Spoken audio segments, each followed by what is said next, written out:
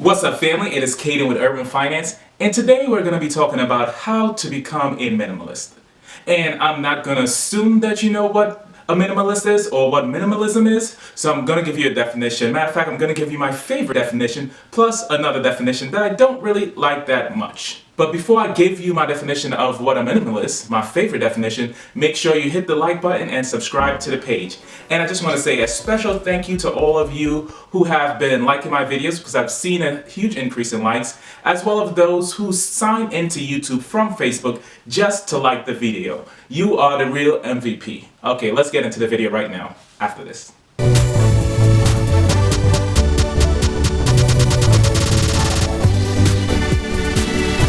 I got this definition from simplelionheartlife.com, and so I don't mess it up, I'm gonna read it. But this is my favorite definition of minimalism. Minimalism is the intentional promotion of the things we most value and the removal of anything that distracts us from it. Isn't that a beautiful definition? I love that definition of minimalism, but we also have other definitions of minimalism out there, like this one from Webster Dictionary, which says, it is a style or a technique that is characterized by extreme spareness and simplicity. And so, boo, I'm not a huge fan of that particular definition of minimalism, because while minimalism is about spareness and a simpler life, it's more than just that. So jumping into the 7 steps in becoming a minimalist. The first thing that you need to do to become a minimalist is just think about the things that you would like to get rid of to live a better or more fulfilled life. And so you may say, I spend a lot of time going shopping, and then I come back home and don't wear a lot of these clothes. Maybe I want to give up some of my clothes. Maybe you want to give up some electronics, and maybe you have old Walkmans and all of these things around your house, old electronics. Maybe you said, okay, I can give up some of these things. And so it's really about first sitting down and contemplating what are the things that I can give up that will enhance the standard of life that I currently have, that will make my atmosphere and my space feel freer overall. And so that's the first thing, really just thinking about what can you give up. The second thing, after you thought about what you want to give up, is actually starting to declutter. And given the definition that I use of minimalism, a minimalist household or a minimalist lifestyle may look completely different. You may have one minimalist that literally just has a fridge in their place, they sleep on the floor, and that makes them happy and fulfilled.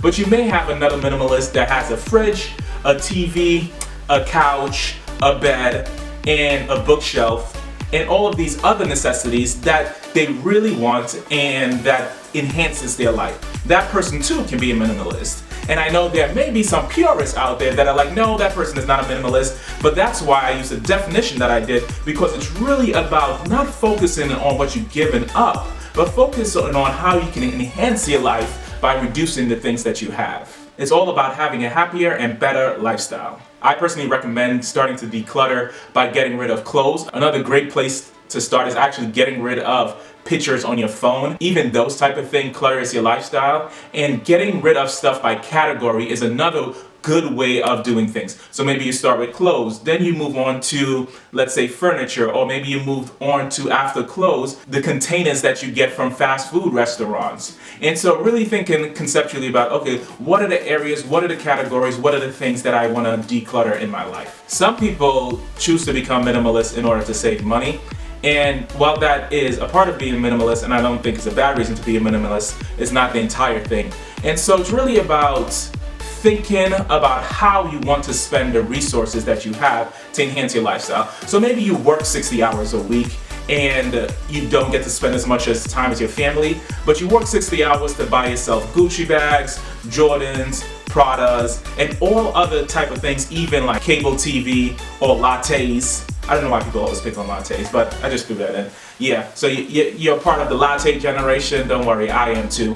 And so maybe you're working 60 hours, you're buying all of these things, but you're not spending any time with your family, or at least you're not spending as much time with your family. When you start to declutter your life, you will notice that you start spending more, and you can become much more intentional of how you spend your resources. And so this is another great way to be a minimalist. Be intentional about how you spend the money that you do have. Number 4, the stereotypical minimalist house is white walls, potentially even the few furniture that you have, or maybe white furniture. So not a lot going on in your house at all. Very bland, maybe no pictures up.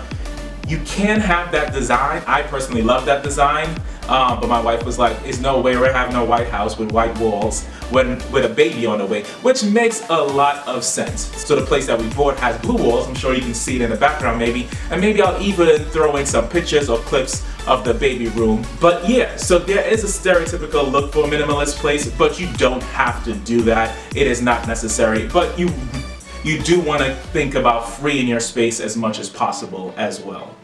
Alright, tip number 5. And tip number 5 is to keep decluttering. And while you keep decluttering, make sure you hit that like button again. Well, not again if you did it, but if you didn't do it, make sure you hit the like button. Okay, and this is so important because maybe you did a good job of decluttering in 2019, but now it is 2020.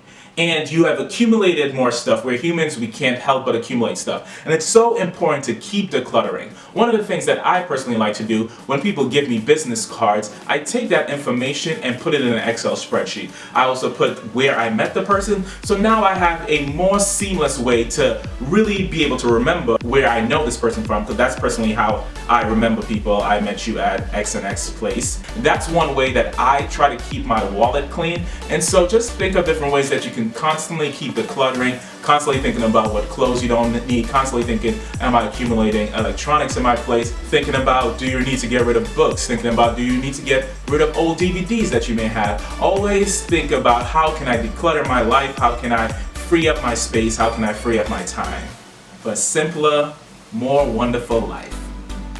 I'm not sure if you can hear that sound in the background, but if you can't, just ignore it. Number 6, know why you want to become a minimalist. Now, there are a lot of different reasons why people may want to become a minimalist, and you may just want a simpler life where you focus on the things that are important for you. That is a beautiful reason to become a minimalist. You may want to become a minimalist because you understand that if you reduce your lifestyle and the things that you have, then you will probably have more money.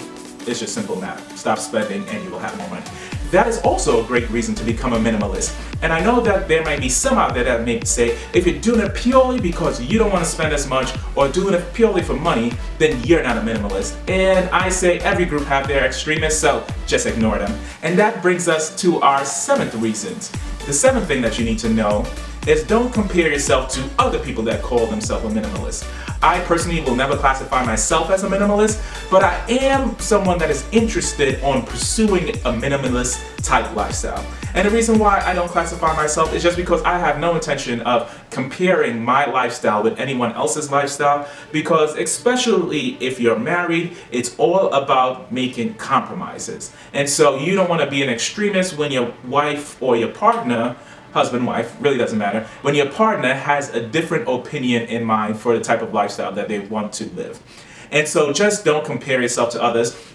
What I do love looking at other minimalists and seeing how they choose to declutter. Definitely check out what other people are doing, but don't compare yourself, and do it all in your own time frame. Don't let anyone rush you. Okay, family, thank you for watching my video, and thank you for sticking with me through the entire video. If you haven't already, please like and subscribe to the page. Leave a comment below. Let me know, are you interested in becoming a minimalist? Is that why you're watching the video? Or are you already on the path to becoming a minimalist? I would love to hear from you in the comment section below. Remember, live your best life.